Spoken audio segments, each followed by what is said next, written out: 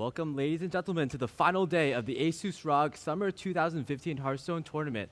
I'm Liquid Monk. Joined with me, as always, every day is Liquid Savitz, and joining us for this match is Radu. How are you guys doing today, Radu? I'm good. I'm here to see some good quality games by my teammates. Yeah. Of course, unfortunately you didn't advance today to the final playoffs, but you have two great teammates who are competing in the round of 8, Lifecoach and Tice. Yeah, I hope some of them win. I hope actually that they meet in the finals, of course, but that's really hard to do. Yeah, certainly it's very possible since they're on opposite sides of the bracket. How are you doing today, Savitz? I'm amazing. First day was good, second day was great, and today is going to be epic. So all of these matches, we're going to show every single match today, all of the round of 8 games, all the semifinals and the finals. I'm really excited. Yeah. Meanwhile, why don't we take a look at the brackets right now? Who do we have playing today as their first match? We're going to have Lifecoach versus Powder. Now, Lifecoach, he's been doing pretty well. He's pretty much won all his broadcasted games on the stage so far, bringing his signature Handlock, Druid, Hunter, and Patron Warrior, of course. Pretty much not changing it up. We'll see if he changes it up today. Meanwhile, we have Powder going on in the first match as well. You kind of lost to Powder recently, today. Yesterday, actually. How did that go? Well, I think that I was favored by lineup-wise, but the fact that he could drop his freeze mage gave him like a huge edge. But still, I was a little bit favored, like really slightly. And it all went down to the final game where he drew perfectly with Druid, same as Osaka. So I couldn't do anything versus that Druid draws. Druid is like the class that you need to draw something in the early game to do good. If you don't, you just lose the game. But like, it seems that in tournaments, people tend to get wild growth more and innervate more because they mulligan perfectly. Yeah. Well, the other matches, of course, will be Hoy versus Martin Creek. And on the other side of the bracket, we have Tice versus Vortex. Tice, again, one of your teammates. And the final match will be Tom versus Osaka. Osaka, yeah. Great matches overall. I think it's great to see that we have 7 out of 8 invited players in the final 8, which kind of means that invited players, they kind of deserve to have that one qualified player in the form of Martin Creek. Savitz, I think we're pretty much ready to go almost into our first match. Let's take a look at the... let's just go into the first match right away, actually. Yeah, let's see what these guys have in store for the first match. Players, of course, have been able to switch their deck list. They had their first set of deck list for day 1. They were able to change for the second group stage, and they have been able to change again for the final day. And it seems that Lifecoach is going to bring out Paladin this time around. Yeah. He has been sticking to his four classes during the first and second day, but now he's switching it up a little. Yeah, very interesting there, because I think everyone predicted Lifecoach to bring the exact same classes every single time. He's known as a very predictable player, but he's actually switching up. Do you think that's because, well, RDU, I know you know why that's the case. Why did Nilam decide that Lifecoach's best strategy was to not bring Handlock? Well, I think that if you are known as a predictable player, you should try to not be predictable, right? And at the same time, because everybody can change the decks, they'll full counter Lifecoach, and he doesn't want to like lose in top 8 because his opponent could change the decks. Of course, going with a comfortable decks is better in a tournament where you cannot change the decks, but here, Lifecoach adapted perfectly, I think, and I think he got the edge over Powder in this. I definitely think he has the better decks. I really like the decision from Lifecoach to drop the Handlock, because Handlock is a deck that he's very well known for, and it's something that Powder would expect from him. And not only that, but it's also maybe the easiest to target deck out of his usual lineup. The other decks are way harder to counter, but Powder is a player who could have tried to bring a lineup just to beat the Handlock. Yeah, exactly. An example of that is your team, RDU. You brought a really anti-Handlock lineup against Team Value Town in the Archon League. Unfortunately, it didn't work out too well, but it just showed that there are many ways to counter Handlock. Yeah, double BGH is one way, but you still have to draw them. That's true. Is this the first time we see Console Warrior in this tournament? I think it's mostly been Patrons and Warrior Pants. Oh, definitely. It's probably the first time I see Lifecoach playing Leper Gnome. Yeah, that's also a really good point. Before, in the previous matches, Lifecoach was playing more of a mid-range hunter, but now it seems like more hybridy, I guess. No, it looks like, yeah, it can be both. I will not spoil it for you, Monk. Okay. You'll see. Well, there is a Houndmaster, so it's another mid-range element, but he definitely seemed like he was only playing Wimp Spinner before in previous matches. Yeah, I think it's going to be a hybrid, because that Houndmaster doesn't fit in the Face Hunter list, but we see the Leper Gnome, so it's not like fully a mid-range deck either. Face is the place, yes. Yeah. Yes, absolutely. I really like Powder's decision here to, instead of bringing Patron Warrior like everyone else is, to bring Control Warrior. Because I feel like if your opponent doesn't ban Patron Warrior, they probably have a strategy to counter Patron Warrior, as it's considered like probably the best deck right now. I think he brought it because he expected handlock and he probably has like double BGH in his warrior. And now like Lifecoach not running handlock, he definitely has like a huge edge. Like this hunter should beat the control warrior like Oh yeah. most of the time, like more than 65, 70% I think. Even though it's really cool to see the Control Warrior, I think one weakness with that deck is that a lot of players in this tournament have been playing Druid, and we see the Druid from Lifecoach in this match as well. So that's a problematic matchup for the Control Warrior for sure. Well, actually, Powder banned Druid from Lifecoach. Oh, I he believe. did? Yeah, so Oh, I missed that. I guess Okay. that's like part of his strategy. He kind of wanted to predict that Lifecoach would be bringing the Handlock, the Druid, the Hunter, and the Patron Warrior. And if you ban out the Druid, I guess Control Warrior does have a lot of good matchups. Yeah, makes sense. There is a chance that Powder went for the 3-0 handlock strategy. We saw that he has Warlock. What if it's Maligos Warlock with double BGH? Then he would be really sad if Lifecoach wouldn't have the handlock, right? Exactly. It's the Yeah. same thing that I tried to do in a league that I was playing versus Lifecoach. I was like, I will just go double BGH, and he didn't play any BGH targets. Like, Lifecoach is predictable, but he's not stupid. He knows when to change. He knows when people expect him. He knows how to do exactly what is needed to win the games.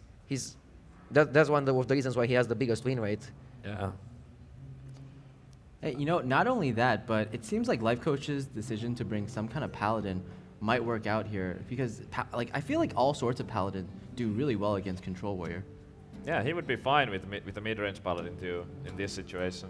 But I still don't have that much faith in the deck, and I don't think it's simply strong enough. So I would expect it to be controlled. I mean, I would expect it to be the aggro version normally. But I mean, it's Lifecoach that we're talking about here, and Lifecoach doesn't really play that many aggro decks. So I'm just gonna be excited to see what it is. I think that every version of Paladin is favored versus Control Warrior. Even the aggro, Control, Oh, yeah. and mid-range, all three are super favored. Yeah, there's so many expensive cards in the Control Warrior that the hand is going to be somewhat somewhat heavy. So the Divine Favor is guaranteed to get a lot of value. And not only that, the mid-range Paladin versus Control Warrior, it's one of the most one-sided matchups in the game statistically, with around an 82% win rate for mid-range Paladin in recent matches. It is. Personally, I think that the biggest reason for that is the way that the hero powers line up. The Control Warrior simply doesn't have enough ways to deal with the spawning 1/1s. And in a long game, which both of the decks aim for, the 1/1s are just going to take over at some point. Lifecoach has a really good curve. He had like 2, 3, 4, 5. That's really nice. Now he only needs Savannah. Well, I think one problem here is I think Lifecoach really wishes that Leper Gnome were a web spinner here, because sometimes you have the Houndmaster, but it feels like without a web spinner, sometimes the Houndmaster gets really dead. Yeah, it's pretty interesting. What do you, Radu? I want to hear from you. Which version do you like more if you're running that type of hunter? Do you run 2 Shredders and 1 Houndmaster, or 2 Houndmasters and 1 Shredder? 2 Shredders and 1 Houndmaster, because double Houndmaster is like really situational, and by having one is same as Quartermaster. You still have the threat. Your opponent still need to play around him. Only if he's one, you still need to play around him. And the Shredders are more quality, and it's a better card overall. Yeah, I agree with you, but I've seen a lot of lists run, even with without the web spinners. It might sometimes be like double Houndmaster. I'm a bit confused by that. That's probably it's wrong. a bit situational. Yeah. Oh, that's gonna be huge after the BGH was dropped. Oh yeah. Yeah. I think there's 2, and he does have the brawl, so he kind of has a way to deal with that. But the BGS was the best possible way to deal with it, and now it's no longer available.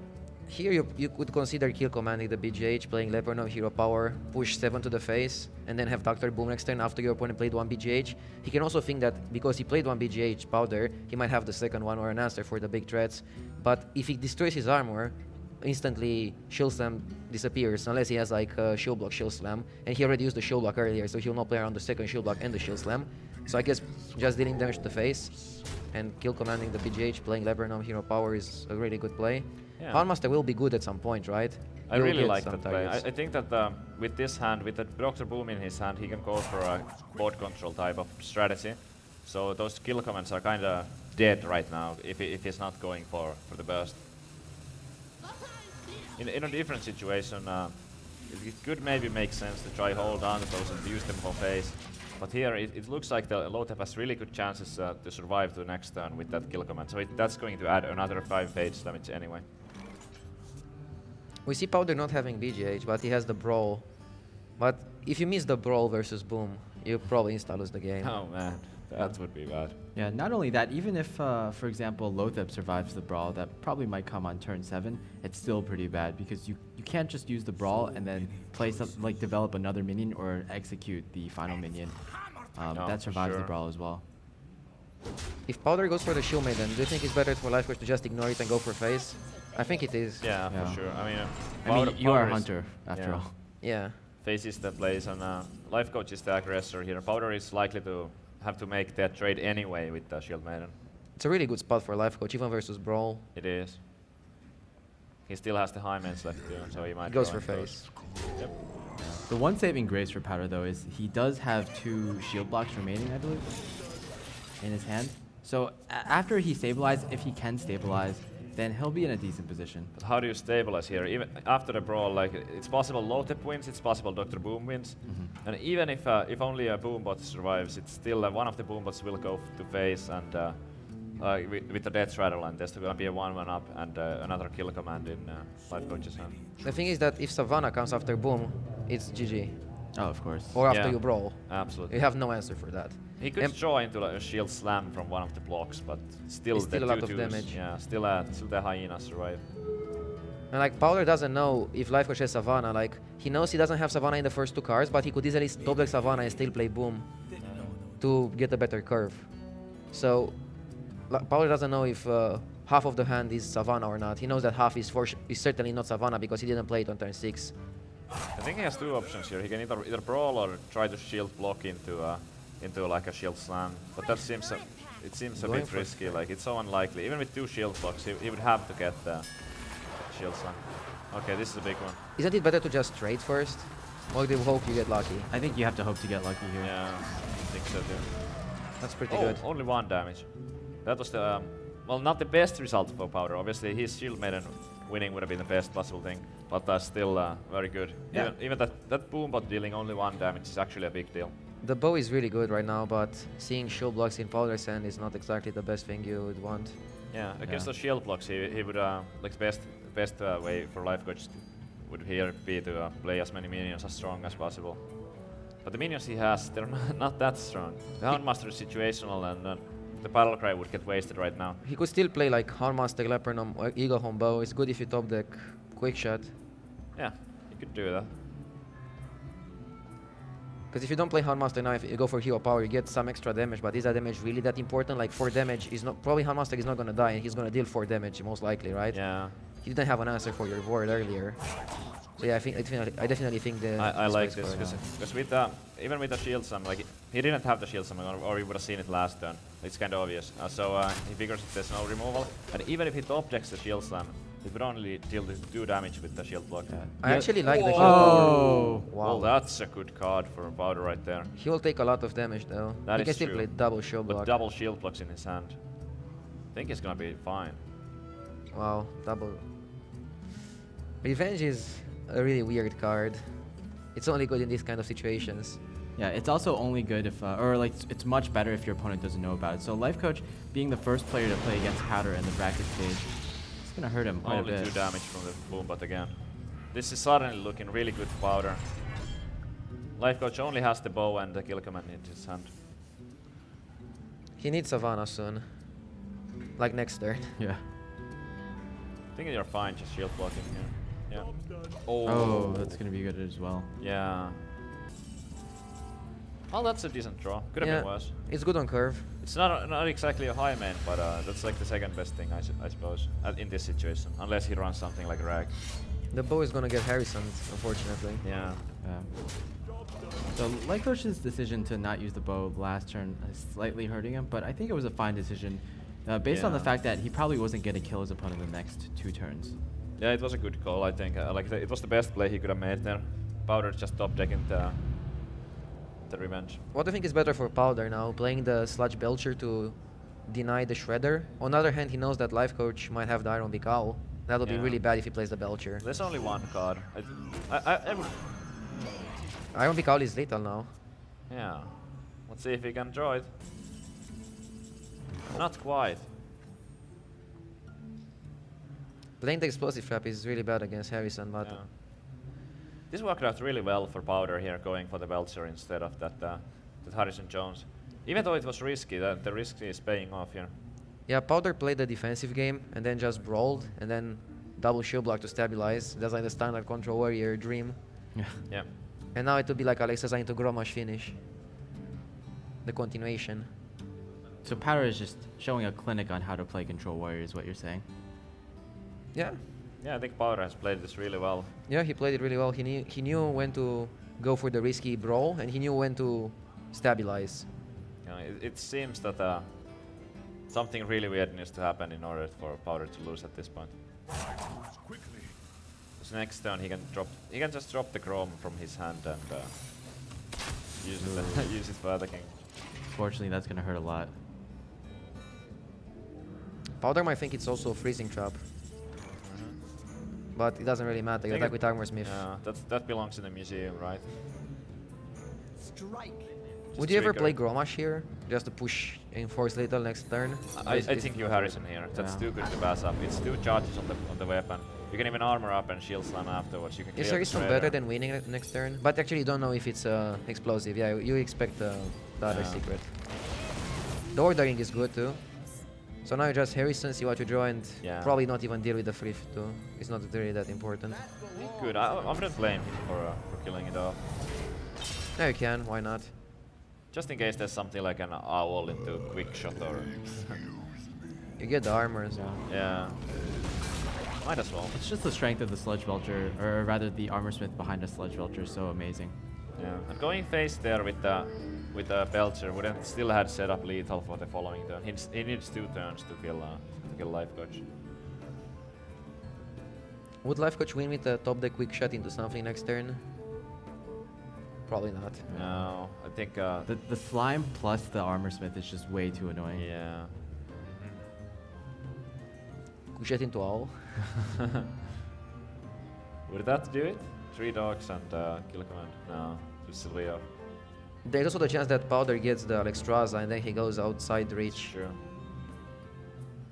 Actually, in theory, he could have it if Powder only armors up. He's gonna be at 12. So unleash for 3 dogs, kill command phase, owl, quick shot. That would be no, it would still be 1 off, right? Just 3 from the dogs, 3 from the quick shot, and 5 from the kill command. So that's 11. So even that would not do it. The only thing that Lifecoach should hope for really is if Powder really overcommits to the board. Oh yeah, and then he gets the owl. It's hard as a Control Warrior. Yeah, there's not that many small minions. I mean, Dr. Boom, I guess that would that would be a lot of minions. If you want to threaten something, you probably just play Gromash, Hero Power. I think so, yeah. If even that, because you're afraid. Like, unless you have lethal next turn, you shouldn't play anything. Does the Chrome set up lethal? No. It actually doesn't. He would be 1 off Yeah. because he has 7 on board right now. He can push Lifecoach down to 12 with the Chrome. And the thing is that if he top decks Revenge or Whirlwind or Krolta's Master, he can play it next turn anyways. That's true. Now all Powder has to think of is what 3-card combination could kill him right now. And there are definitely combinations that Quick could kill shot him. into Owl. Oh! My god! Because of the extra minion that Powder just played, now he would get 4 dogs from the Unleash.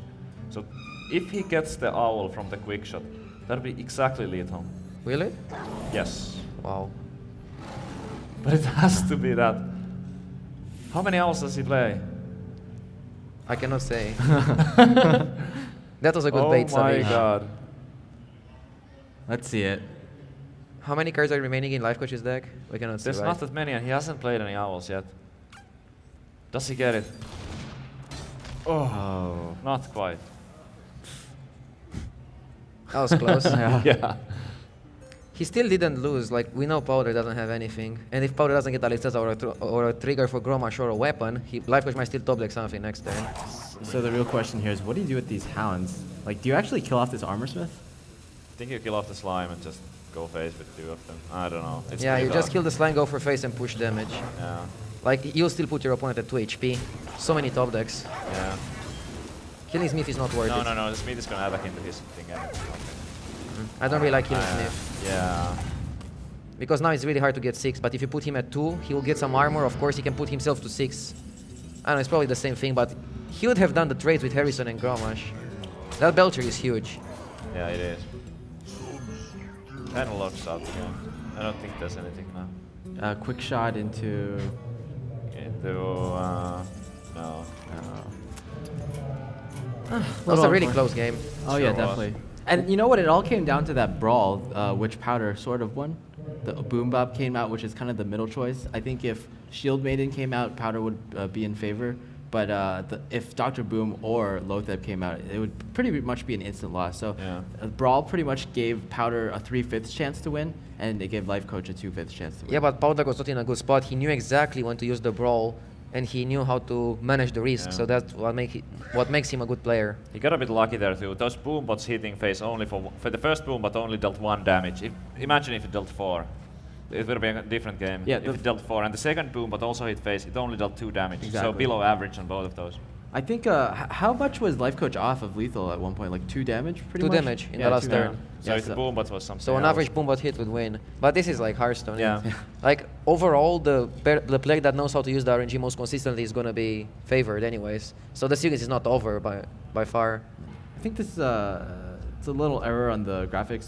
It's Powder who actually won the last game with Control Warrior. Yeah, and it's- Lifecoach is Hunter is still available. These would be the graphics for last Hero Standing. Yeah. So Druid and Warlock remaining for Powder. You theorized that maybe Powder is running Malagos Warlock. Yeah, just Malagos to- Warlock with double BGH, Control Warrior with double BGH, Druid with double BGH to full counter Lifecoach and guarantee the win versus Handlock. Well- And bam, Lifecoach has no Handlock. Well, here's Good the luck, thing. Powder. Here's the thing. If you go all in into countering Lifecoach, this is still like an 8-man bracket, and you still have to use the same decks afterwards. How all in do you go? Okay, if you put Lifecoach on having Handlock like 90%, and you can give yourself like an 80% win rate on the series, 80% having 80% in top 8 and then having like 40% in top 4 and 40% in the finals is still worth it. You guarantee yourself a lot more BlizzCon points, a lot more money, a lot more exposure for top 4, and at the same time you still have a 40% chance to win versus the other guy. It's still Hearthstone. You can win with double BGH. You just play the reversed Harvest Golem as a 4-2. Yeah. And Handlock is also really popular, so there are other players who could potentially bring it. It's even likely, I think it's more likely than not that some others will also be playing it. Yeah, so you guarantee that you face somebody with Handlock and then somebody else, but Yeah. the guarantee is Yeah. not that. Yeah, but sometimes I feel like you overthink things. I know, like you always try to counter people in the round of 8. The best example I can give is probably you versus Orange in the ESL Katowice tournament, where I think the interview game later was basically like you overthought it and you brought like difficult or different decks. Not really. I think that it all went down to like super RNG there. I just think I had the better lineup. Okay, fair enough. Like, it's worth it to go for counter top 8 lineup, because if you can guarantee like super good odds, even if you have like lower odds in the next round, it's still okay. And there I actually counter like more players than Orange. I counter the first 4 players. But sometimes it doesn't matter. This is pretty amazing. I'm still not completely buying it. Is it gonna be Malagos? But Powder, it could definitely be, but it might be something else. Yeah, Malagos Warlock is kind of a deck that's not too popular these days after DreamHack, where it kind of dominated. Because even though we've been theorizing a lot over it, there's actually no real like evidence right now that Powder's strategy would be so heavy on countering the Handlock. Powder is a really Interesting smart to see. player that knows how to take decisions. Oh, it there's is. your evidence? Yep, there's my evidence. That's Soulfire and the Twilight Drake. Artie is like just giggling right now. Yeah, because Powder went all in on countering Handlock. He does the exact same mistake I made in a league versus Lifecoach. I was like, yeah, he's my teammate. I know he's gonna play Handlock for sure. And yeah, No, I mean, still Malagos Warlock isn't like a terrible deck by any means, right? it's like subpar. I think it got like a really lucky win streak at DreamHack. I'd never considered the deck really good. The deck is just not that good if you don't draw Emperor. And if you draw Emperor every game, why not play Druid or Patron? Yeah, if you get that lucky, right? Yeah, but like I don't know. I think that this type of Warlock is like worse than the Zoo, is less consistent, and it's worse than the Handlock, is less powerful. Like on turn 4, the best threat you can have is like a Twilight Drake. Even if you play like Handlock with like demons, Yeah. still the Void Caller is like better than the Twilight Drake.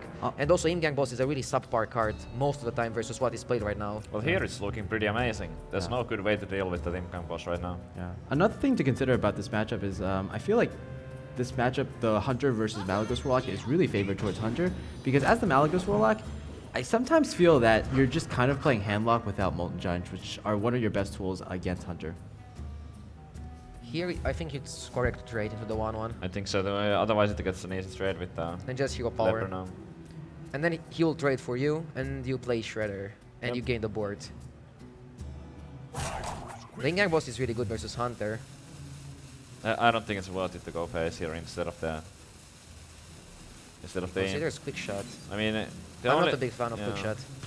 The only thing with attacking the 1-1 is that there might be some mortal coil.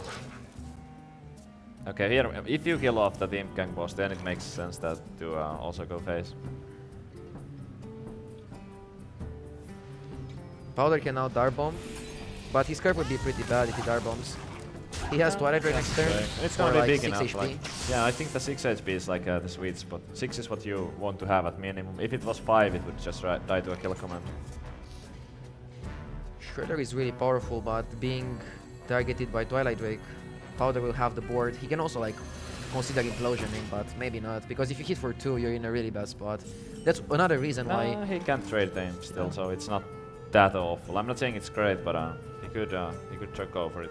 Powder Sand is really subpar. You don't want to have the Soulfire, and Implosion is not that good in this matchup, because you can get Unleashed. Yeah, that's true. But the thing is that he already saw a Juggler, so he doesn't expect Unleash. That's some good quality esports. Oh, Savannah. Hyena, I mean. Yeah. So if Unleash the Hounds came here, that would be pretty awesome. Oh, That would be fun. that would be a 6-4 hyena. I remember back in the day, Lifecoach's most favorite card was the Scavenging Hyena, right? That's why he got it. Yeah. Imagine if he rolled a 4 there and Lifecoach had an unleash. Lifecoach would actually not want that because he might expect double BJs from Powder. Oh, right. That's a good point. I think that by now Lifecoach knows what Powder strategy is. Yeah. Like, I'm when you sure see he your figured opponent running Control Warrior Malygos, you know what he tried to counter from your lineup. out. Yep. So what are the options here? Playing the Scientist Creeper or Shredder? Which one do you like more? Shredder because it's better on the curve. Because it's better. Like Yeah. you can play double 2-drops in hero power, and they Scientist and Creeper don't offer you the same things that Shredder does. Yeah, fair enough. Yeah. The other thing to consider is even though you expect your opponent to kind of play the Sludge Belcher on their next turn, and it deals well with the Pilot Shredder, you also have the kill command to deal with that as well. I don't think this is necessarily worse, because it's kind of the same amount of stats on the board. And getting the secret out early can be really beneficial. I guess it's fine. You want to get a secret out before you draw it. That's like one of the ways you lose as a hunter, Yeah. especially exactly. mid-range. So Powder goes for the late Drake. This is not looking too bad for Powder right now. Yeah, he's stabilizing quite well. Is Lifecoach gonna play around Hellfire, or is he just gonna do it? Just do it. I think he might just do it. He might trade Scientist to get a trap, but if he gets Explo, he's in a bad spot. Yeah. So I think you just play it and go for face. You'll probably play the second Scientist too. Also, Or maybe Hero Power might be better.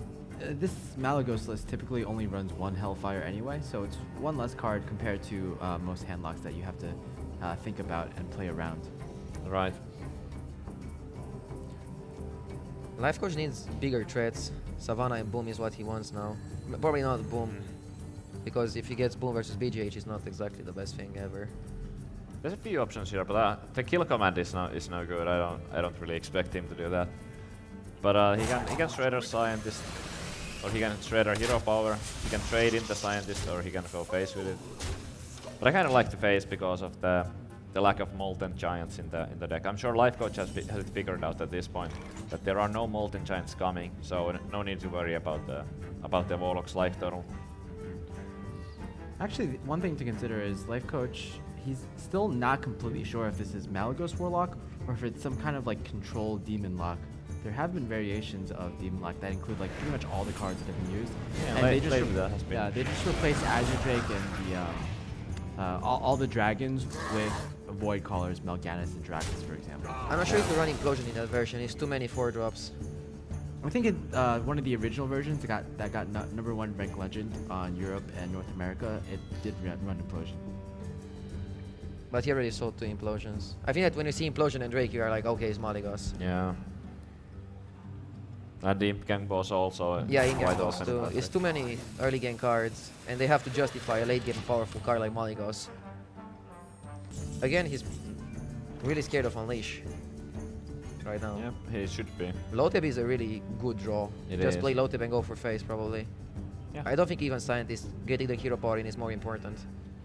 Probably. I mean, the Scientist is likely to get 2 damage on the following turn, because with the Lotep effect up, there won't be any AoE coming, so I think that a case could be made in favor of the Scientist too, because the hero power is 2 damage, but the Scientist is going to get that extra attack for sure. I completely agree. And not only that, but we probably know that Lifecoach is running 2 types of secrets, so it's not like if both scientists die at the same time, then like something That the horrible secret happen. would get wasted. or- Exactly. yeah.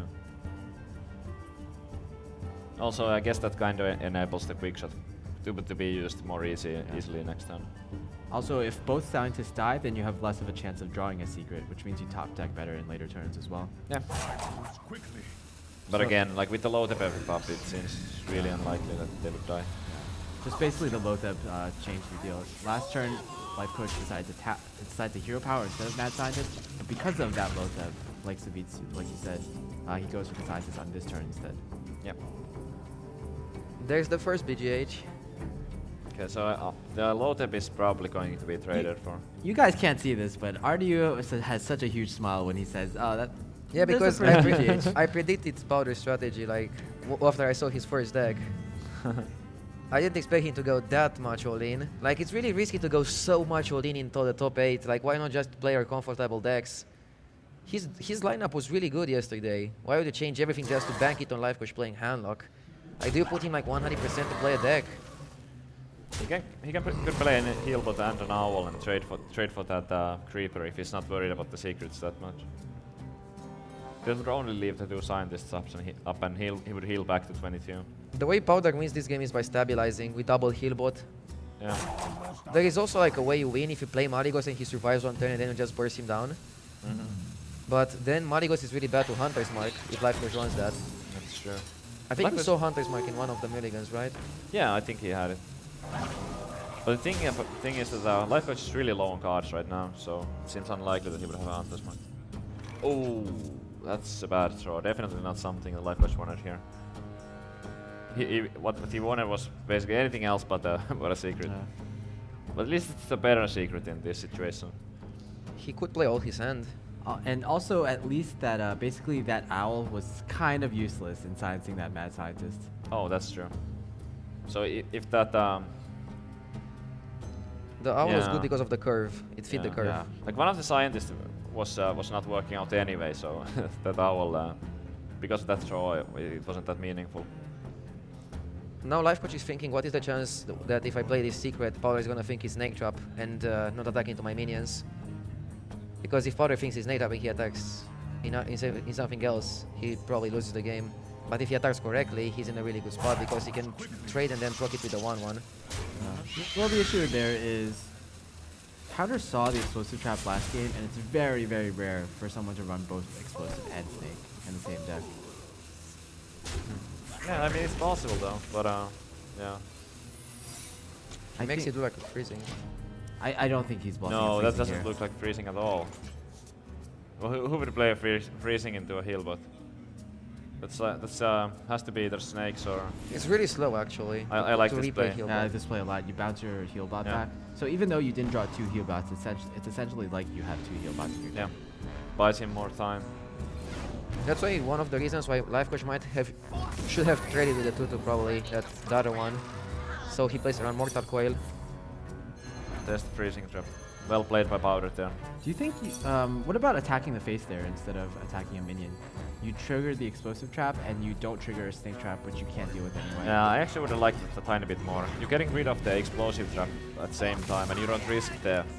I actually don't think it's risk a really the smart play snakes. by Powder. If he doesn't play the City Swampus, it was a really smart play because leaving Lifecoach with 1 secret up, he will want to play the weapon as sap, and then Powder just Acidic Swampus uses the weapon. That works. Yeah, but you still feel like if if Lifecoach had a weapon, then he would play it anyway, regardless of the ooze, right? Yeah, Yeah. I mean, It's not like it's a Harrison Jones. preferred it. Was that? I feel like that was a big mistake from Lifecoach there leaving the heal bot up. Is it just me? But that seems like it was a. It was so unlikely that it would get bounced back. And that extra heal, how can he deal so much damage? Hero power? Like he had easy trades for there. He could have For the just ended heal with the 2-2 scientist that is Yeah. silenced, and then he Yeah. wouldn't go for the mortal coil. He would It's a force huge powder to problem. dart bomb. Yeah, that heal bot is 8 extra healing. That's a huge deal. Yeah, powder controls the game right now. He just needs to stabilize, as I said, and that's the second heal bot that I told you about. And now if he gets the third heal bot, Third heal bot incoming. he took 1 extra damage for dart bombing now and not dart bombing Yeah. last turn. But it was a hard decision. Yeah, Hotmaster is not that bad. it's okay. He can immediately buff one of those. Lifecoach is going for the full face play. Yeah, he has to at this point. There's no way he's winning a board control game. There's absolutely no way. With Powder having, what is that, 8 cards in his hand? 7 cards. There's no chance that Lifecoach would win if he was to try to battle for the board.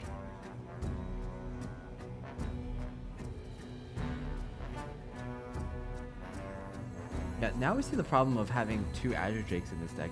They don't seem to be that good, and I almost feel like they're mostly there for the Dragon ability to combo with the Blackwing Corruptors. And we've seen some Malagos lists that actually even cut these Azure Drakes in favor of Moltens, making it kind of more like a handlock.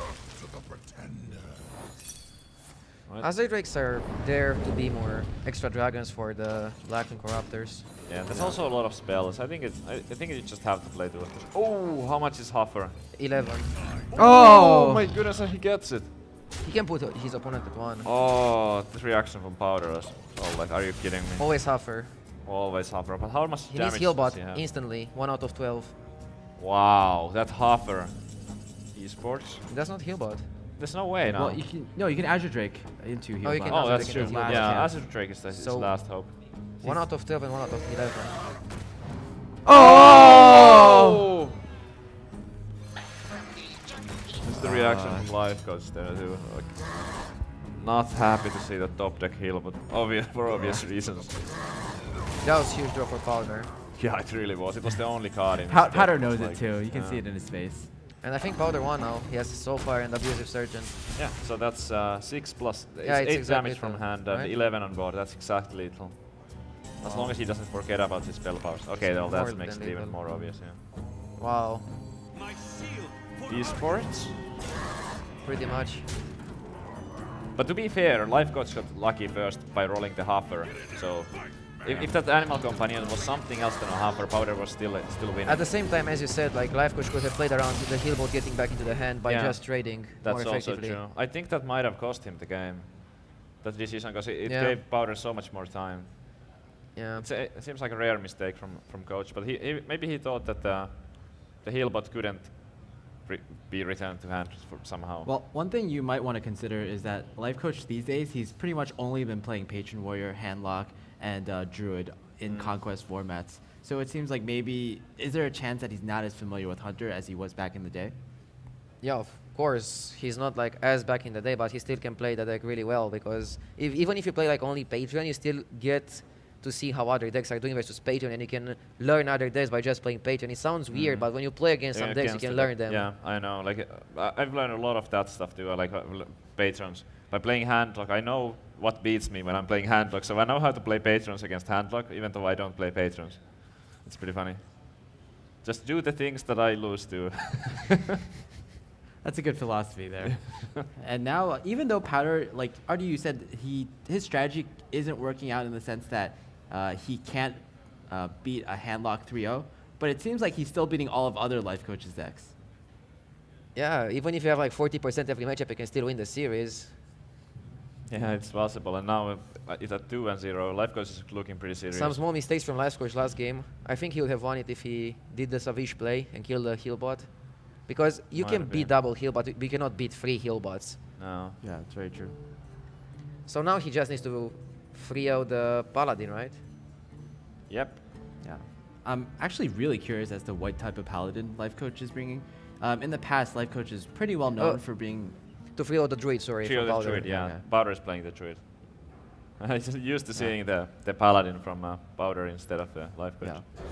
Powder doesn't keep the Harrison. Usually keep the Harrison versus mid-range or control, and you don't keep it versus aggro, so he expects aggro paladin from Lifecoach.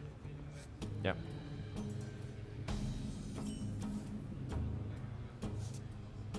His hand is really good versus aggro paladin. Oh yeah. Still waiting to see the paladin hand. What is it? Okay. Wow. So that's something more in the lines of what I expect. Yeah, that's like Lifecoach. Yeah. Lifecoach type of Yeah. paladin for sure. Lifecoach is well known for playing pretty much only control paladin Yeah. and not mid-range paladin. I think he got the list from you, Savit, who somewhat got it from Hot Form. Yeah, hot form is where I got it from, like double Leon hands, that type of thing. Or really greedy late game deck.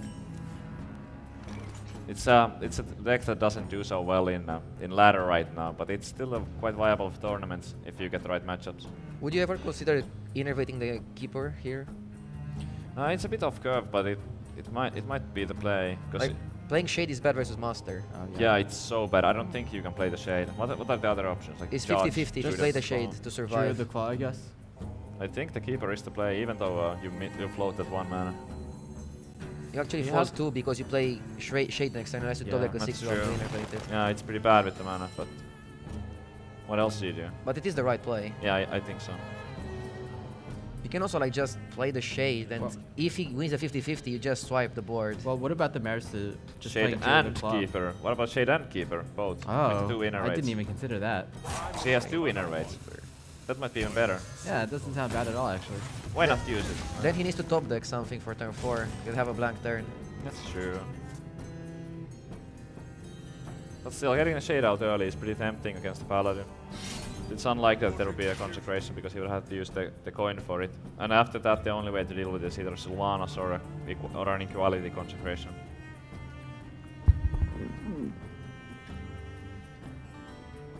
He considers attacking the keeper. It's probably not worth it, right? Well, he's probably thinking about how he's going to kill this, or how the interactions will go with the keeper against the Silverhand recruits. Most likely, the keeper will attack into 1, possibly 2 of them over the next 2 turns. But then that's still not enough with the weapon hits to kill the keeper off automatically. So if he wanted to commit to hitting the keeper, he would have to hit it twice at least. The Powder knows that the Lifecoach still has the coin, so he has to go for that swipe. Coin quarter must have been quite devastating. Even if there's only two of those 1/1s up, it would still be a huge tempo gain for the Paladin. Lifecoach's hand is pretty dead. That's like one of It the is. issues why this deck is not that consistent Yeah. usually. He really wanted to go for the coin quartermaster on this turn, but now obviously it wouldn't be very good. For justice. Oh man, what do you even play here? It's just Coin pick Killbot. Yeah, That looks like the only play. it's pretty bad, but out of these options, I guess it's the best one.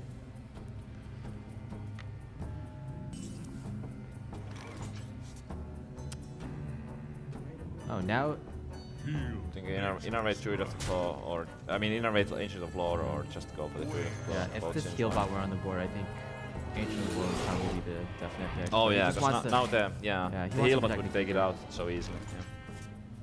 Yeah. Hmm. The keeper. Yeah. Allor is pretty nice here. Oh yeah.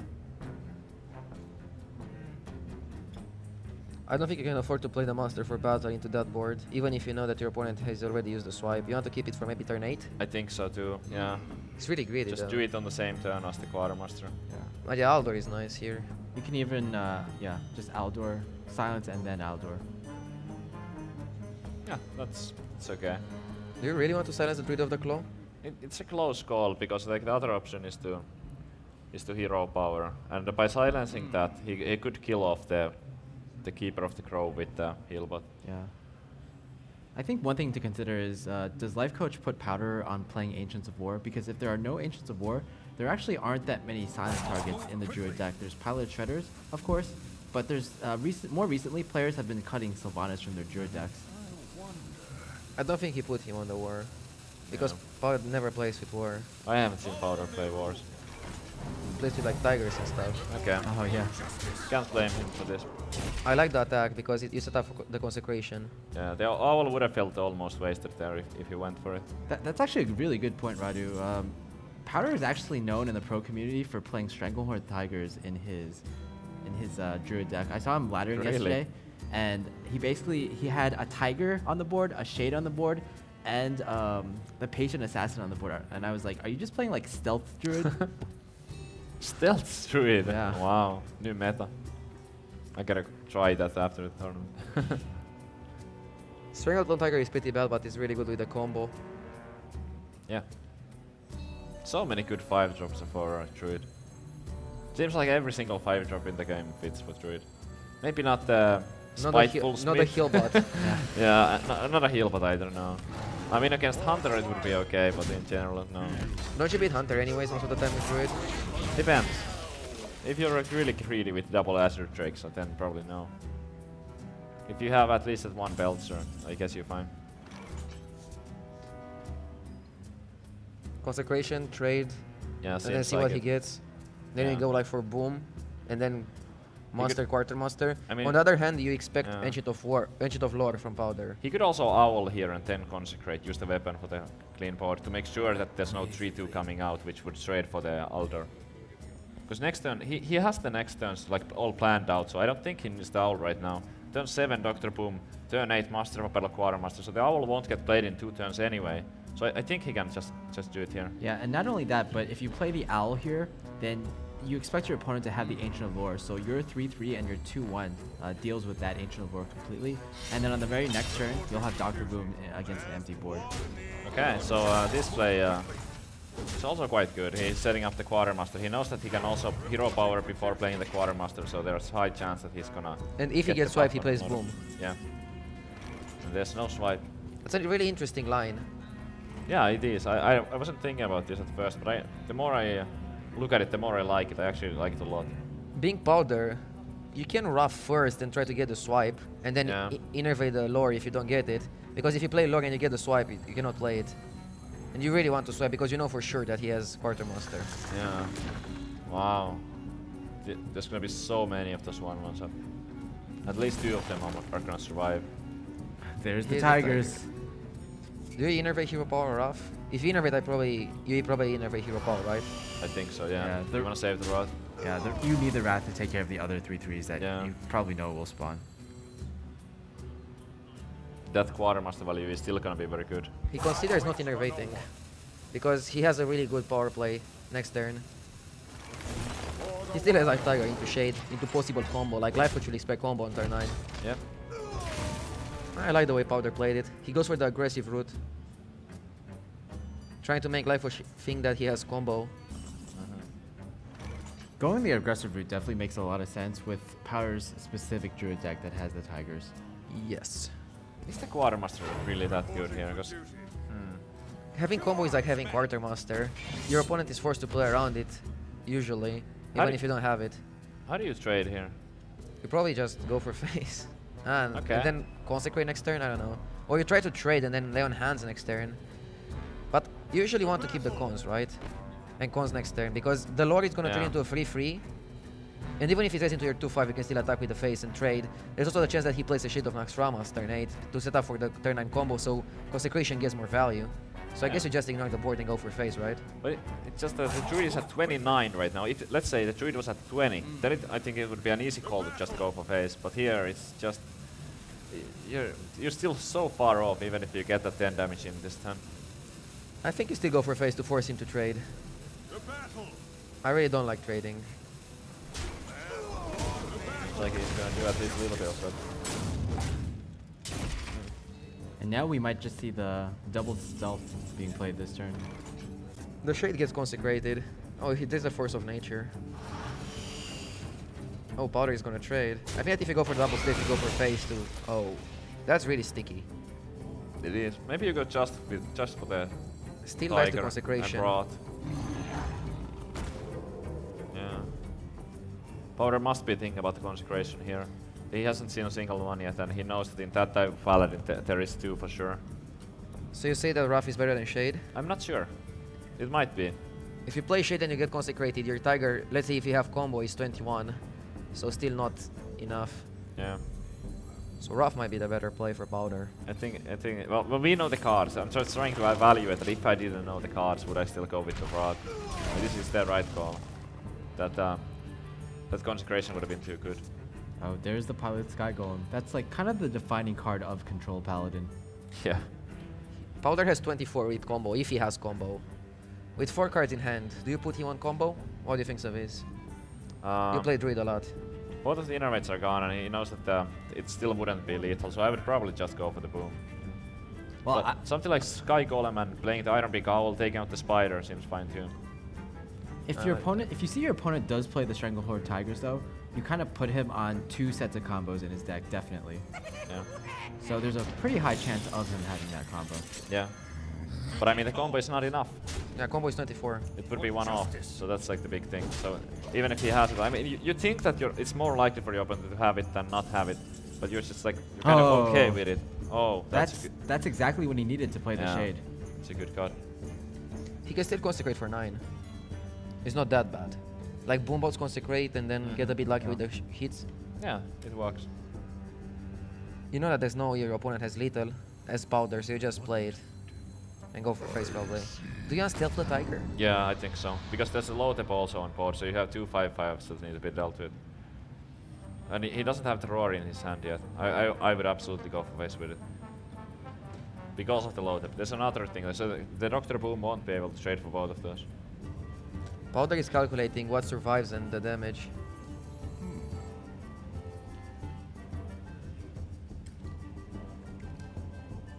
Yeah. You can put Lifecoach at 19. What about killing one of the Boombots with the Spider? I don't think it's needed. Because they will kill your...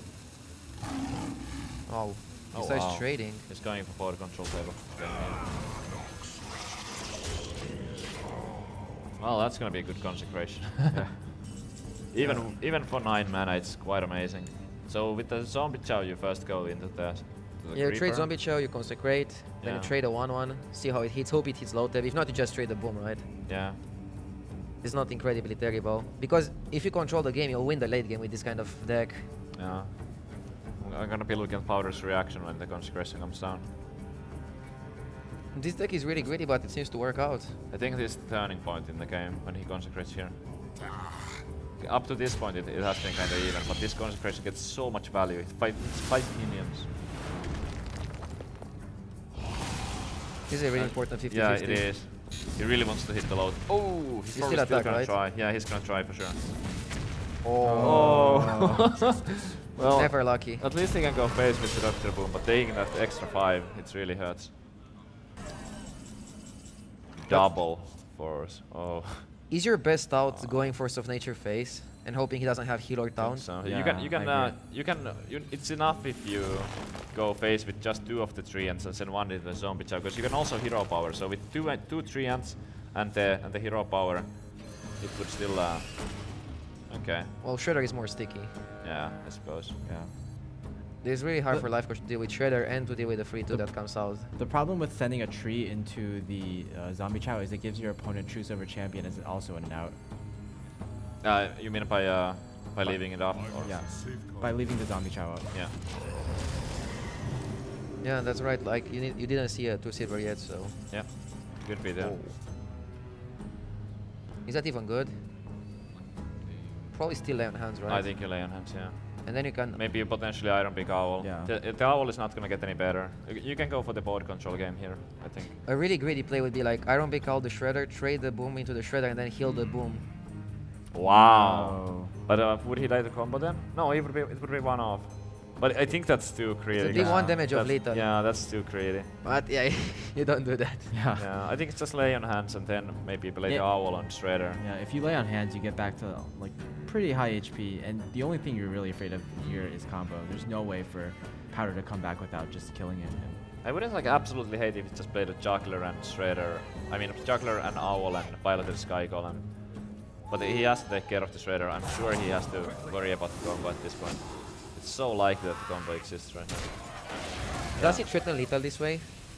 Probably not, because because the keeper of the crow can trade for that that knife juggler. So there's it would not be enough. I do feel though that it's threatening enough that you have to use your Force of Nature to clear. At least somewhat.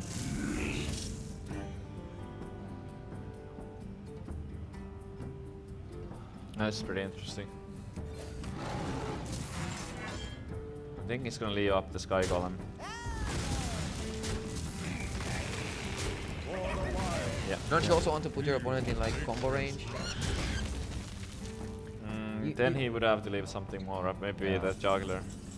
He would have to leave Wow. Dr. Boom up almost. Whoa, that is pretty quick. I don't know if I like. Well, he cannot can die, kill that yeah. off. I guess it's This good. is Yeah, fine. yeah. Good, And because cannot we also die. trade. Yeah, there's no way he can And die. this is like the ideal scenario even Yeah. for Control Paladin. This is Okay, what yeah, they that want. works out pretty well. Lifecoach makes this deck I think work you somehow. swipe face. Yeah, swipe face Hope is the to play. top deck the, the thing. He has 2 roars in the deck, most likely still. I mean, there has to be 2 roars. There's 2 Force of Nature.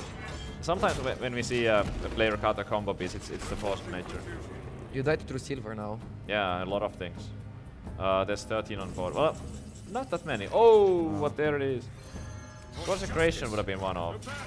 So he needed precisely that first roll, and he got it. Yeah, if he didn't get it though, he was like, it's almost a 100% chance to win this game with double That's heal in your true. hand. That's true. He would have still won it, so not that big of a deal. It just made things a bit So quicker. now what does Lifecoach has versus Powder's Druid? He has his own Druid and he still has the Hunter remaining, I believe.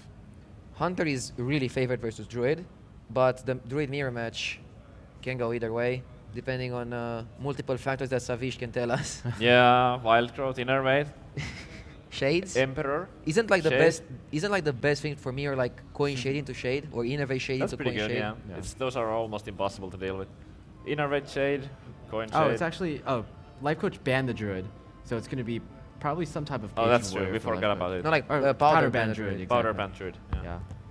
But how is Patron versus Druid? I played Patron a lot, and I'm not sure if Druid is that good of a matchup. Like double inner rage makes it good, but I would say it's like 50-50 or a little bit favored for Patron. Yeah, I would probably say it's around there. It depends who you ask, obviously. Just stats-wise, the mid-range Druid is favored by exactly 55% to 45%. But you typically find that Patron players tend to misplay more than the Druid counterparts. Yeah. Like we can assume that Lifecoach and Powder are not gonna misplay there, so like we'll see some good quality games, I think. Lifecoach goes for the good matchup first, but Yeah. Powder can still get some good draws and beat the Hunter. Yeah, basically some Innervates and Wild Growths, but at least he's missing the Wild Growth. Lifecoach must be feeling good about that. A pretty bad hand for Powder. It is, it's too slow. He needs the Innervate. Innervate would be the best card in his deck right now. Yeah. Not only that, but you kind of feel like Powder's deck is probably not the best against aggro. Instead of like Ancients of War or even like Sludge Belchers, he has those Tigers. Yeah, Belcher is the card that you wish you had against the Hunter. But Keeper of the Knife Juggler, not too bad.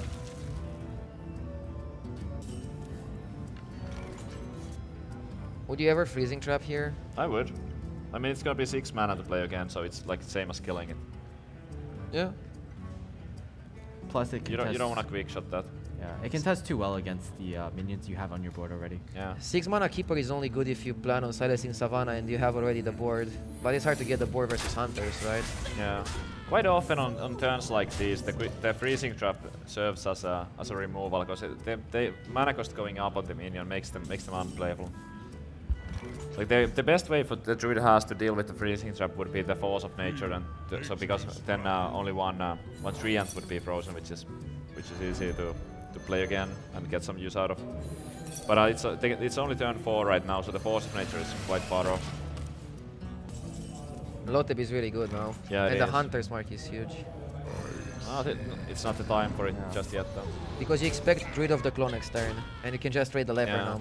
And with the quick shot in hand, that Hunter's Mark is even better because it's so easy to get it out of your hand and get the extra card draw fast. It's looking really good for Lifecoach. Powder already down to 18 and there's 7 power on the board. Oh, wow. And there's the bow. That's a lot. That's so much damage right now. We don't know the secret yet. He can deal 12 to Powder. has the Hunter's Mark, has the Death Rattle from that Leper Gnome. This is looking hopeless for Powder right now. Which trap was it? Was What it does explosives? What does Powder need right now? I don't even know. There's like probably nothing. Well, that's certainly not it. Well, he needs. Oh, he needs Vitality Totem. That's what he needs. Okay. Vitality Totem. Yes, it's his only chance. What's the chance of that? One in was it 60 something. 68 or I'm not sure. I can't remember the exact number.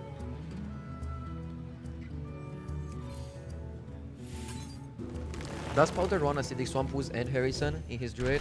If yes, he's really favored versus Patron. I'm not sure. We haven't seen the ooze. He knows he needs that or a taunt. Oh, That's not Vitality. No, And that was a really quick game. it sure was. Yeah.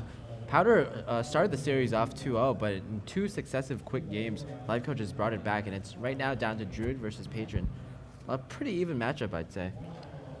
Yeah, usually when we see games this fast, it's because there's a Huffer and the Huffer ends up dealing like 12 damage. But that was just Powder hero powering in turn 2.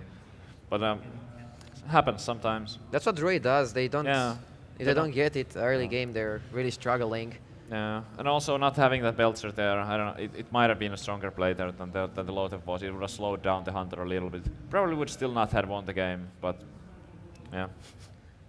We already saw the Harrison in Powder's hand. Yep, keeping it in the starting hand, absolutely the right decision against Warrior. And the Wild Growth, which is going to be like really huge. Yeah, and the Yeah. Harrison Jones. This seems like the ideal hand. Okay, here. This is the thing with yeah. Druid, like, you don't get it 2 games, but the 3rd game you'll probably get it. Like, mathematically, you're, Yeah, you're likely to unless get you're Savitz playing the Archon League, of course. I played 5 matches in a row without drawing a wild card. It feels bad, man. But just look at this hand, it's completely Oh my different from the God. previous Yeah, one. Druid is It's really favored with insane. these kind of hands. He could even play a turn 3 Dr. Boom with that. He was probably not going Yeah. to because of Execute, but still. The Shredder is already Also, quite probably alright. not going to because of a possibility of. Acolyte is really Acolyte. nice here. Yeah, it is. But except, like, the only problem with that is that it could get silenced on curve. So sometimes you want to play it when the Druid is about to hit 5 mana, so even if they keeper it, then it's still going to at least a little bit like be awkward for them. Because on turn 5 you want to play a 5-drop, not a 4-drop. There might be some reasons to play Frothing. Frothing looks bad versus Shredder, encourages Powder to play Shredder, and then you just kill the Shredder with the weapon. The good thing for the Acolyte is that even if there is a keeper, he can use the Fiery War Axe and the Acolyte to take out the keeper and then Battle Rage for 2 cards. So that's kind of okay. Being Powder, you should never Harrison a Fiery War Axe, right? Oh, You always go certainly for the not. Depth Yeah. Bite. I mean, he could have done it last turn with the Innervate and the coin if he wanted to, but I guess he's keeping it for the Death Spite. It might have been a really good power play on turn 2 to do that. It's actually pretty interesting. Yeah. Because he would have drawn 2 cards instantly. Maybe he should have done it. But Yeah, it's if you went just- for that, like, how would you lose Yeah. if you go for that? I don't know. Yeah, it's because actually- still, well, yeah. now it's coming out for sure, right? I mean, how do you... Now you just 2 boom, right? cards, that's such a huge deal. I would be so tempted to draw the cards here. Okay. I like the boom. It's gonna get the Executor for sure, but I can understand that. I think this is reasoning. one of those situations where, like, you always have in your mind that, okay, I have to Harrison a Death Spite against Patron Warrior, but it never comes in the situation where you have the opportunity to turn to Harrison a Fiery War Axe. I mean, I would never ever... I think you do the Harrison. Harrison, It's like yeah. so One- good because Yeah. he played on turn 2, so he doesn't have a good follow-up for that, right? Yeah. I mean... I wouldn't Harrison a 1-charge Fiery War Axe, so it's so important to get out the Death Spite, but I would have loved to see it here. I'm gonna be honest, like on that turn, drawing those 2 extra cards just by using a coin and getting at 5-4, Yeah. it would have been pretty sweet. I think that the Innervate top deck changed things because you don't usually calculate the top deck and you have to like think on spot. He probably had already the whole game planned out with his be. wall growth, like all the turns. Yeah, and not only that, it just feels like that's like a 1 in 1,000 scenario that you never get practice against. Like this is, I Yeah. would call it Dr. Fail in this situation. Like it didn't get all that much done. Like all it was that it traded for an execute. Those boombots might also whip, like they might only deal 1 damage. So that was coin and an Innervate and the Dr. Boom, all for that. But it seems like, okay, yeah. So now the Harrison value is not there anymore. Maybe a missed opportunity from Powder. Do you charge the Druid of the Claw to be safe? But it's really bad I think versus so. Whirlwind. Yeah, it is, but I think you still do it. There's no coin in Lifecoach's hand. Because then you know that there won't be like Patron Whirlwind coming. And Whirlwind is such a valuable card that if it gets used here without the Patrons, at least it's gonna be out of the way. I think Powder is still in the lead. Yeah, he is. I would say so as well. Unstable Ghoul Acolyte. Yeah, that seems really good. I like that a lot. Would you ever kill a bomb to like bounce it into the Unstable Ghoul or into the Acolyte to get even more draw, or is not worth it? I don't know, Probably like not he worth doesn't have another weapon in his hand, so I would be tempted to try save the last weapon charge. But I wouldn't hate that play. But it just might hit face and then you wasted your weapon. The most likely scenario anyway, if you play the Ghoul and the Pain here, is the bombs will go off, and there might still be a chance that the bombs hit the Acolyte anyway. That's true.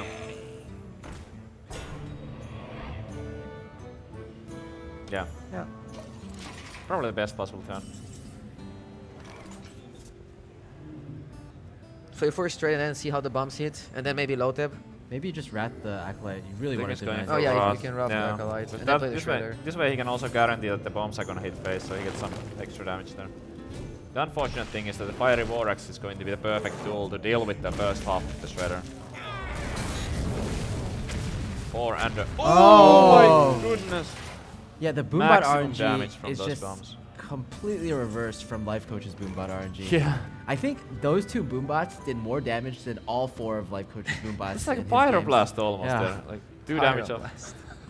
Pyro Boom. That's the Pyro power of Innervating Boom, but I'm still not sure if it's a better power play than Innervating Harrison on turn 2. It's like something we should analyze after. Yeah. Yeah. So Nomish trade and then Yeah. Oh, that's exactly the card he wanted. Because now for next turn he's going to have access to spawning it's the a 4 really slow patrons. hand. You shouldn't be able to afford it. Like you expect lore from your opponent, and you cannot go for the patron combo into lore, right? You can't? You're going too low because of that 2 Boombas that hit perfectly. Okay. You might consider even slamming that. It's a hard decision. If you slam it, you'll almost go all in here. I mean, then he's clearly going for the patrons if he slams that. If he doesn't slam, then I would. He might not do it. But Maybe hero powering is better. it might be because that Gnomish Inventor already is gonna kill that on the board. It's a close call though. I don't hate this.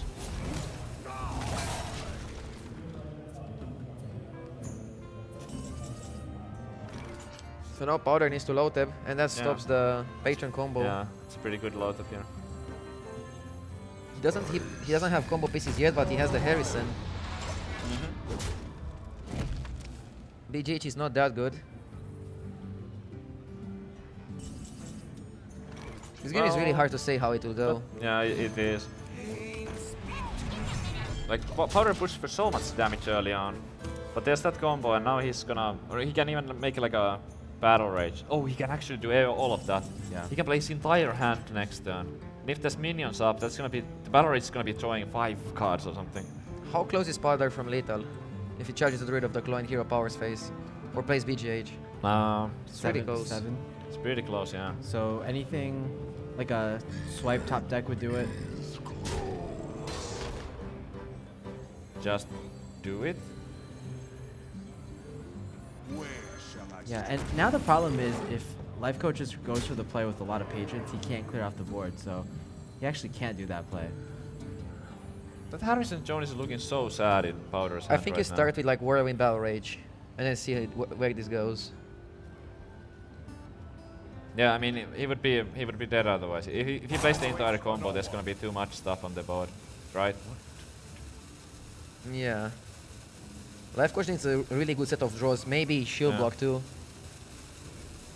Shield Block is a really good card in this kind of situations, helps you stabilize, and that's what you need versus the Druid that is top decking. Yeah. I think Lifecoach typically doesn't play shield block in his patron decks, right? I haven't seen him recently. No, he does. On stream, he only plays with Shield Block. Okay. It's like a more recent addition that almost everyone has been running in, right? I know. Shield Block is really popular on the ladder. A lot of people play it. So if he was to go for the Grim Patrons, like Inner Rage, Whirlwind, Battle Rates, he would lose the game. He knows that there's two combos. There's, well, even Keeper of the Crow would do it. Oh no. Oh no. There's like 8 cards now that kill him. I don't know if I like this play. So many cards that kill him now, and we know that there's a swipe. You cannot even click the board if you do this yeah, play. Yeah. Oh I think no. now there's Aren't you dead on board? yeah. I think Yeah. there's no way you can win. He's You didn't hoping to find execute, the maybe? No. Why didn't he whirlwind before? I'm pretty shocked by this. I would have expected him to just go for the whirlwind. Draw 4 cards, 1 from the Acolyte and 1. You're dead on board. Oh no. I don't know. Yeah. Lifecoach shaking his head. Not happy about that then. Even takes his headset Yeah. off. He knows it's over. Devastating series for Lifecoach there. But So Powder wins. yeah, Powder takes that series. Pretty interesting games, even though Powder, it seemed like his strategy was to counter a handlock. Lifecoach didn't bring the handlock, but it still seemed to work out in the end. What happened on that last turn? I think he had Yeah. an okay chance still to try draw. With the Whirlwind Battle Rage, that's 3 mana. He gets 4 draws. He gets 1 draw from the Acolyte, 3 from the Battle Rage. He could have still traded the Acolyte into the BGH, drawing a total of 5 cards. I think that would have given him a fair chance to make something happen with the remaining 5 mana. Maybe shield block, maybe execute the 5/5. I don't know. I feel like Lifecoach maybe dropped the ball a little bit Yeah, there. it's just a rare Lifecoach brain fart at the last moment. But you know what? Our man of the hour here is Powder. How are you feeling today, Powder? Whew, I'm feeling good. I mean, when I saw his lineup, I was a little bit sad. Yeah, you were Like- targeting Warlock, right? Yeah. Well, Warlock and kind of Patron as well. I was actually I was thinking about my lineup a lot this morning, and I kind of went with this in the last second. And then when I was in the shower after I submit, I was like, as long as he doesn't take out Handlock and bring Paladin, Really? I'm okay. And then he takes out Handlock and brings Paladin. Wow. Wow. Well, But I got lucky. But that's Hearthstone, so. yeah, it seemed to work out. Work out for you in the end. How much of your preparation came down to specifically countering Lifecoach, and how much of it came down to winning the tournament, facing off against the top 4 and the top 2? I mean, first of all, it was kind of going against Lifecoach. I think it's a little bit hard. I think I got one of the hardest matchups just because Lifecoach plays so differently from the rest of the field, and he doesn't tend to bring the same decks. Everyone else is playing pretty aggressive while he's bringing more control decks, so it's kind of hard to counter both at the same time. So I kind of went with this and just you have to hope a little bit, so. Yeah, just looking at the lineups, it looks so so bad for you, to be honest. We were also going through it. Even right when we saw the Control Warrior, we were thinking that okay, you must have been targeting the handlock, and it's not there. So it looked pretty bad, but you managed to pull it off, and there's a chance that your next opponent is bringing a handlock. It's actually, we were talking about it, that it's more likely than not that there will be a handlock. It's been one of the most popular decks, so maybe it'll work out. Hopefully. Yeah. I have a question about the last game. There was like one really interesting turn where you could have potentially Harrison Jones on turn 2, a 2-charge Fiery War Axe. Well, like at first, the whole panel thought, no, you don't do that. You save it for Deathspite. But after talking about it a lot, we were like, hey, maybe that Harrison Jones is correct. Did you have any misgamings playing Dr. Boom instead on the next turn? On turn 4 was maybe like I think on turn 2 it was Wild fine Growth. wild growth, Yeah. but on turn 4 when you had the coin innervate, we were thinking about if the boom gets executed, just playing the Harrison would match up so well against Patron, but you would have had a 5/4 against the 2/4. You draw 2 extra cards. But he consider played the Frothing Berserker? frothing. Yeah, the So I frothing. mean, I kind of felt like anyway, I played it. I wasn't really thinking about the Harrison, to be honest. I was kind of like tunnel vision on the Deathbite. Yeah. Because I knew I was like with my hand I could do so much damage. Like, I mean, even if I throw out Dr. Boom, there's no way he plays a minion and kills it. So I knew I would get a threat on board next turn. It kind of worked out so that he had like the one thing I didn't want him to have, which was the slam execute. If he whirlwind executed, I thought it was fine. Like the chance of my boombots killing his frothing was pretty high. Yeah, and I think you And even had a big game hunter, which would have been Yeah, then which would have been available. fine too. Yeah. So I mean, I don't know. I was like sitting there just like hero power, hero power, hero power on turn 3 so I could play my Dr. Boom and then the game would have been over, basically. Yeah. So, I mean, I don't know. Playing Dr. Boom on turn 3, I don't think that's ever incorrect. It feels pretty good. yeah. Yeah. Final question, I guess, is you're running a very atypical Druid with Stranglehold Tigers. I've seen you play a lot with it on ladder, and I've seen you actually have something like a Stranglehold Tiger, Shade, and Patient Assassin board in your games on ladder before. Can you explain why you choose that particular card? Stranglehold, like, because every aggro deck right now is running 2 owls. If you want to run like a more aggressive druid without like Ancient of Wars and stuff, like your Shade, Belcher is gonna get silenced so often.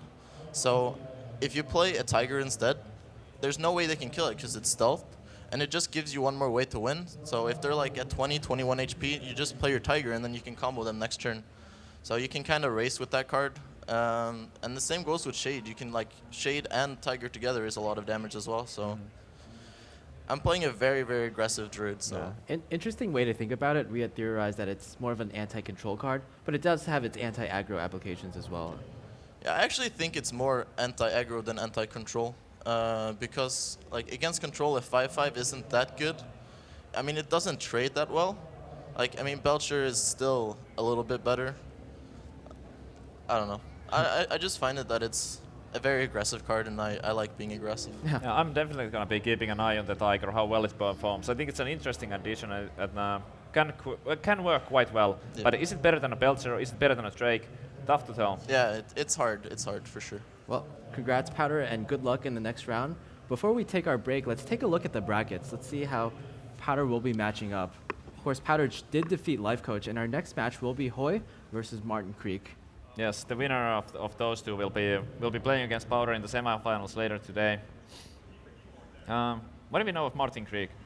Martin Creek is the only qualified player that's coming into this tournament, and he's also, I believe, on SK Gaming and a Swedish player as well. Cool. Looking forward to seeing him play. Hoich, of course, has been really strong overall in this tournament. Your pick to win the entire thing, potentially. And now with Lifecoach, I think he was your pick to win out. I think I have pretty good chances. Yeah, Hoich has been really impressive with his plays and his lineup also. A really solid player. Like you brought up yesterday that he likes to play a lot of the same stuff. It's going to be interesting to see if he brings the same stuff today. If his opponent has picked up on the fact that he likes to play the same things, maybe he has to counter. I'm really looking forward to the next match. Oh yeah, certainly. And we're going to take a short break now, but right after, we're going to have Hoy versus Martin Creek. See you then.